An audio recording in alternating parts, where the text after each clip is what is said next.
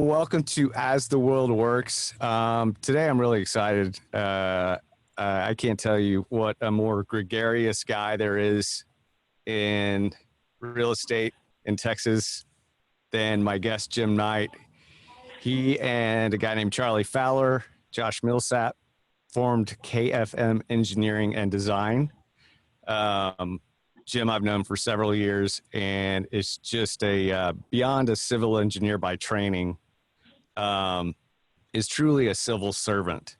He served on as chairman of the Real Estate Council in Dallas last year, been on the board of directors as the Dallas Regional Chamber, board of directors, Downtown Dallas Inc., president of Real Estate Council in Austin as well. Just a really generous guy and probably one of the most knowledgeable guys I know, and very well connected guys in the state of Texas. He's also a Texas Longhorn alumni. There he is. So without further ado, I want to introduce my buddy, Jim Knight. Hey, Jim. How are you? Good. Did I get it all right in there? Yeah, that makes me sound better than I am. Sounds like I need to retire. That's not anytime soon, although I do know you're an avid golfer, and I've been invited a few times out, but too shy because I know you dominate. Well, there's not a whole lot of people that I would dominate right now, but hopefully I can work my way back to it. So tell us how you started give us a little background on your evolution from UT to starting this new firm in the last couple of years, right? Yes, and a little over a year. Yeah, it's been a really interesting career. I've been doing this now for 39 years. So I started when I was in college. I got even before that in high school, I took a lot of classes on architectural design, mechanical drafting, things of that nature, and developed a love for design. And I always wanted to be an architect. I loved high design. I loved creativity. And I loved the beauty that it could bring to the world. When I went to college, I got a job and was working full-time as a drafter for an engineering company doing civil engineering design drafting, simply because I could use those dollars to pay my way through school. And from a weird, set of effects, how I ended up, but I ended up going from architecture to architectural engineering to civil engineering, ended up mechanical engineering with a focus in nuclear. But and then I went back and got an MBA, but my focus in my professional career has all been civil. And so when I got out of the University of Texas, it was 1985. The market down there was very busy, and the firm that I had worked for the last 3 years in college hired me as a civil engineer. And I should have known better, but they told me, it's a pretty funny story. They told me, says, you're not a civil engineer, you have a mechanical engineering degree, so we can't pay you what we'd normally pay a civil engineer because you don't have a civil engineering degree. Them not knowing that mechanical engineers learn everything from hydraulics to electrical to mechanical to geotech, kind of across the board. But it was a great firm. They're really good to me, wonderful people, and really helped me develop a footprint on how to understand technical issues, how to apply them, and how to understand what was real and what was important, what was not. So that was fantastic. I loved it. But I had seen another firm across town. It was a relatively small firm called Bury and Pittman at the time. And I had a friend that worked there. And you could tell from the day they started that they were going to be very successful. There was no doubt. They were active in the community, and they were small, 15 to 18 people, but you could tell they really approached things differently. They cared about their clients. They wanted to grow. They wanted to be involved in the community. They wanted to help create jobs for the local community. And so I begged and did everything I could to try to get a job there. And it just happened to be in the middle of 86 to 91 was the S&L crisis. And so, when the oil and gas market hit, tax laws changed, everybody left town. There were no jobs. I mean, what we went through in the Great Recession of 8, 9, and 10 was nothing compared to that time frame. because there was nothing to do. And I begged for a job, and I would have mopped the floors to get a job over there. Well, it didn't happen. In 1991, I finally got a job offer and went to work over there. And when I went to work there at the company, it was 28 people.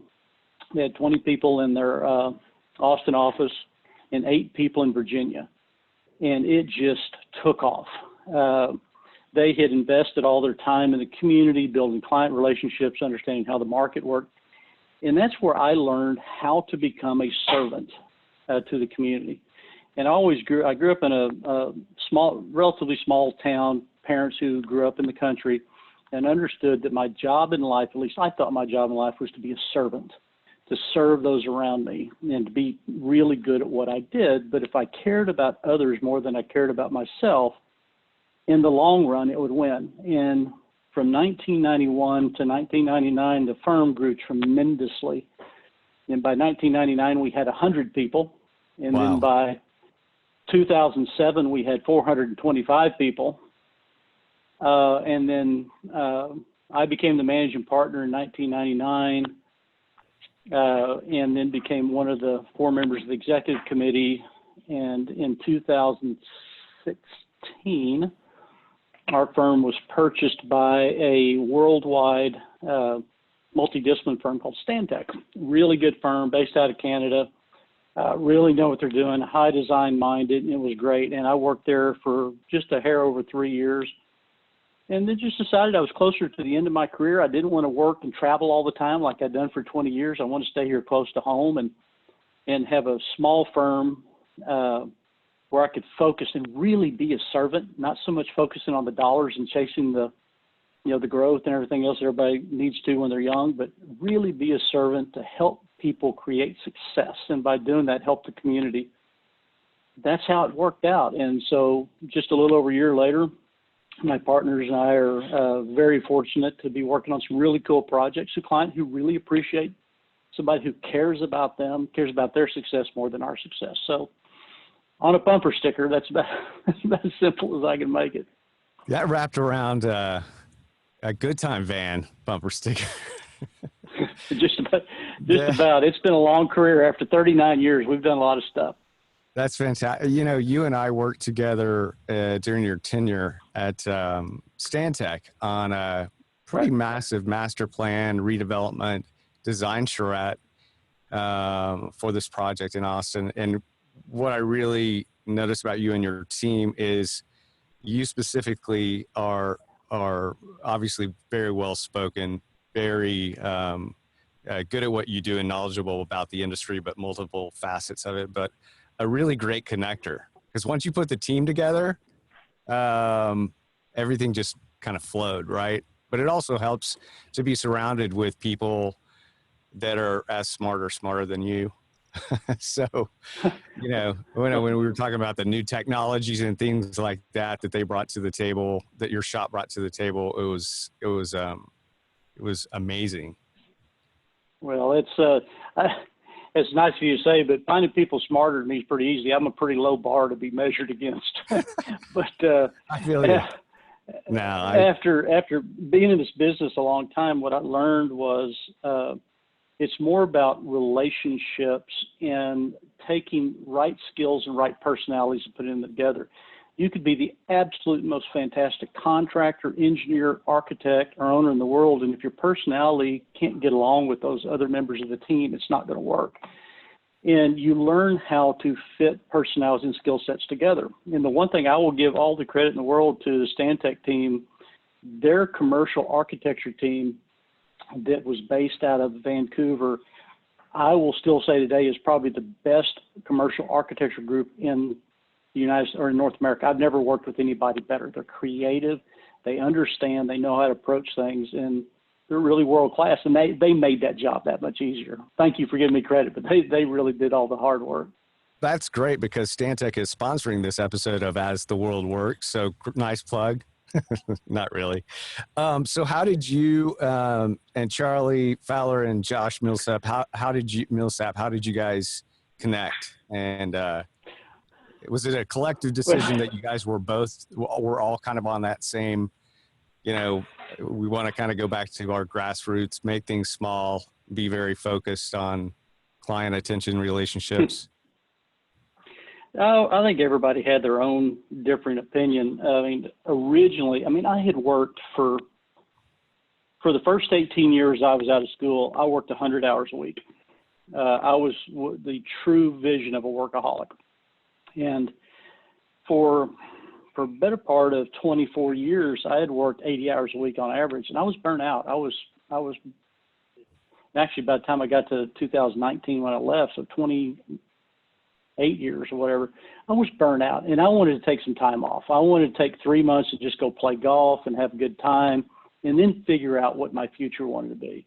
I had some friends who happened to be developers, and if I could take certain skill sets of other people and put them together, then I might be able to have a small piece of that project and be able to make it work. That was the goal. I was going to play golf, spend some time, think about it. Well, about a month after I resigned, I was playing golf, and I get a call from Charley, and he says, listen, he says, you know, I've been thinking about doing my own thing too. I'm either going to do my own thing but I want to call you because we've worked together for so long. Charley, he was at Bury. He was a partner at the old Bury firm.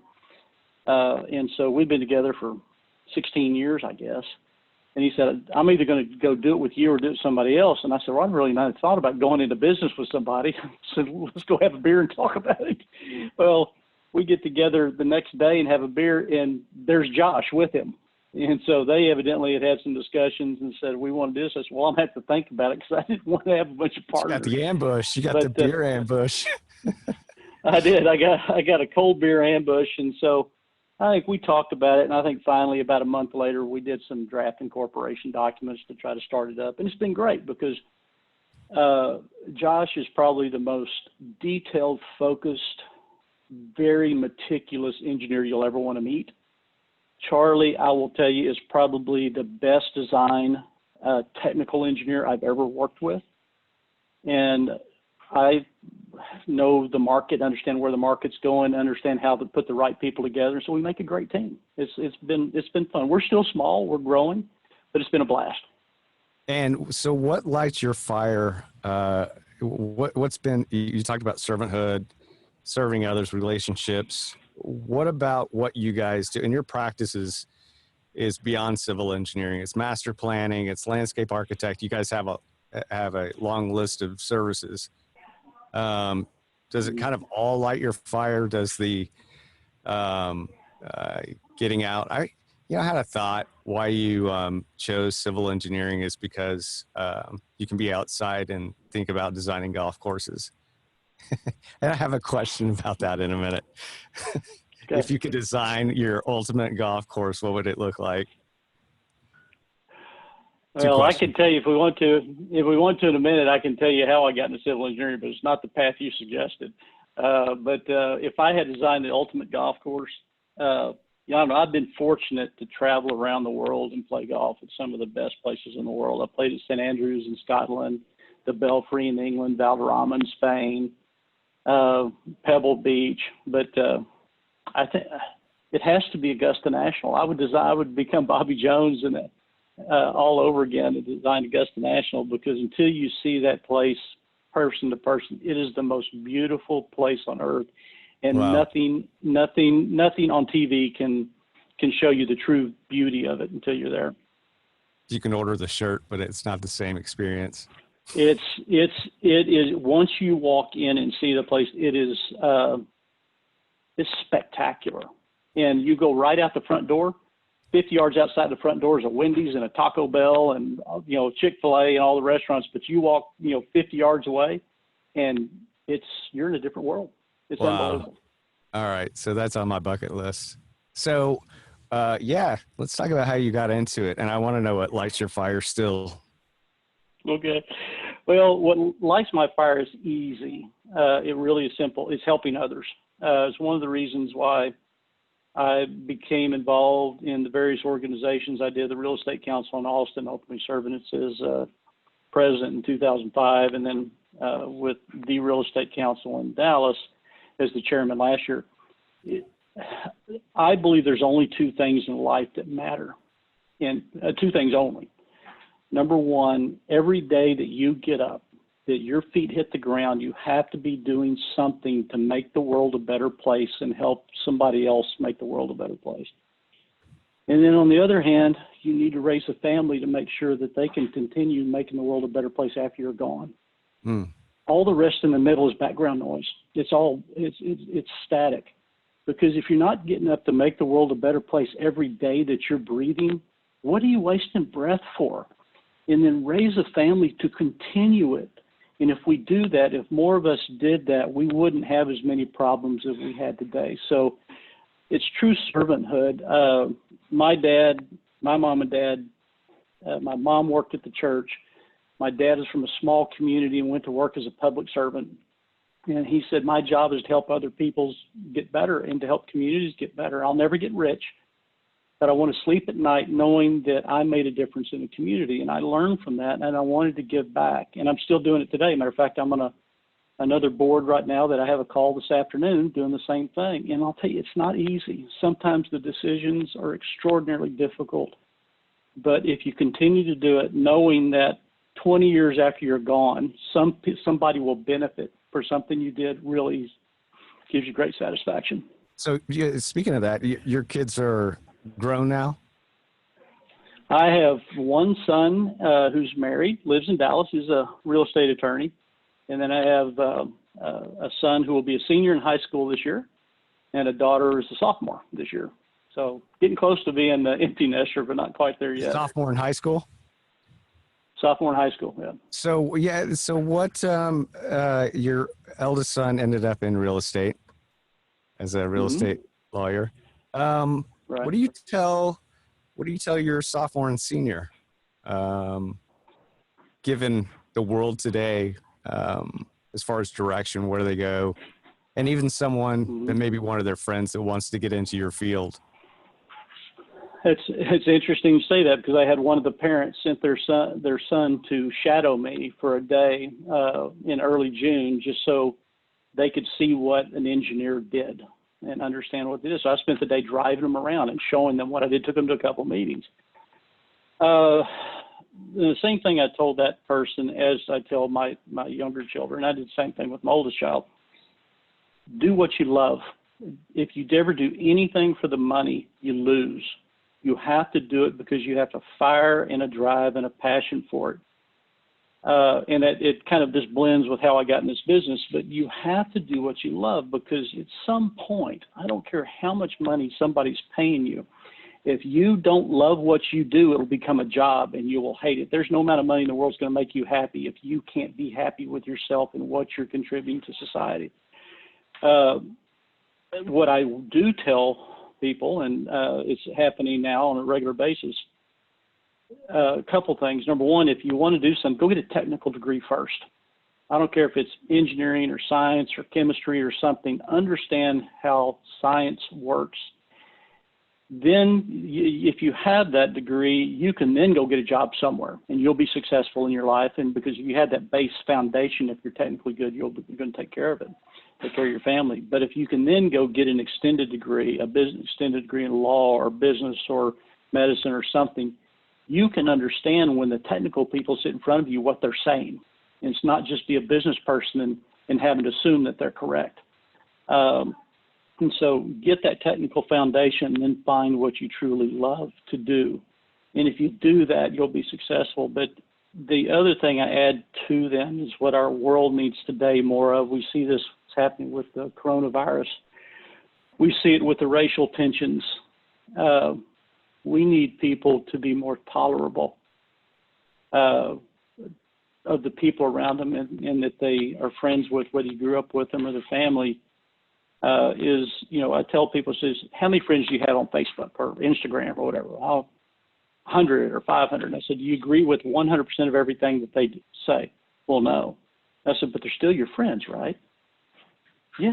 I said, that's what we have to do. We don't have to all have the same opinion, but we have to be tolerant of everybody else's opinion. We have to put ourselves in their shoes so that we can understand where they're coming from. We may not ultimately have to agree with them, but we can still love them and appreciate them and the value that they bring, because it's all those diverse opinions that come together that make us a great society. And then we need love. It sounds like a Beatles song. All we need is love. We need people to love everybody. I don't care if your skin is white, brown, yellow, black. We have to love everybody. If people were more tolerant and they loved everybody around them, the world would be a lot better place. Did you ever We see have to Jerry get past Maguire? this Republican. Yeah, Yes, we have to get the. Democrat. We have to realize we're not Republicans and Democrats. We're Americans, and we need to agree that whether you're a liberal or conservative or what your belief is, that there's a value in our community, and being an American and living in this republic that we're in is not easy. You have to want it, and you have to have a fire for it to create success. And sometimes it puts you in uncomfortable situations having those discussions. But when you're done, you should be able to put your arms around your fellow citizen and say, I love you. You're a good person. Let's go make the world a better place together. That's I was just about to refer to the movie Jerry Maguire, and his mentor, the late, great Dickie Fox, said to him, in order to be successful, you have to love everyone. Right. And so getting in a room, I mean, that's a cautionary tale about even in just small design charrettes, working together on different projects. You're not going to agree on everything. You're going to fight it out. What's the best scenario? But at the end of the day, you come together sort of collectively, and, you may still disagree on the design and walk by at the end of it and say, see, that's what I meant. Could have been a little bit. Well, and right? I was fortunate. I was fortunate to have a leadership coach that was just a fabulous human being. He's still his leadership coach today, and he said this, and I think it fits with design charrettes, particularly in the business world. You can deliver any message in a positive way, and if you deliver a message in a positive way, 95% of the time you win. You can also deliver any message in a negative way, and 95% of the time you lose. Even the most difficult of messages and communications can be delivered in a positive way. Sometimes you have to think and be creative about how to do that. But if you can do that, you do better by building people up instead of tearing people down. There's too much of the world right now where there's too much tearing down going on. Agreed loudly. One of the things that is on my premise for the show is anything off topic, and religion and politics. No, no, nothing's off topic. So let me ask you a question. If you had to rewind, so that's 11 years, and then the years prior to that, could you have taken sort of the pauses along the way versus going full throttle and burnout? Yeah, I get that question a number of times, Sam, and I think that's really good. I never went full throttle because I felt like I had to do it. It was me naturally. That was who I was. Now, what I learned through going through leadership experiences that I would be better easing off and taking it more methodically and not taking what I'm naturally good at and taking it to an extreme. And I've done that as I've gotten older. I've eased back. I still love what I do. I love what I do with a passion. I love the design. I love the client interactions. I love the community. I don't think I'll ever want to retire because I love that. But I now know it's about me developing this firm and developing the next group of ownership so I can help their lives be better and grow it. I think everybody always has things you go back and you'd approach and do differently. I try to use those not as negatives, but as learning points. I think I learn from myself in my actions almost daily sometimes. And I learn how this, if I'm ultimately going back to not making somebody else's life better, then I have ways that I can improve. Let me ask you, thank you first off for your generosity for the time you've spent with me and us in the World Wide Web of As the World Works today. An important thing I think you mentioned is having a leadership coach, having someone to mentor you. Mm-hmm.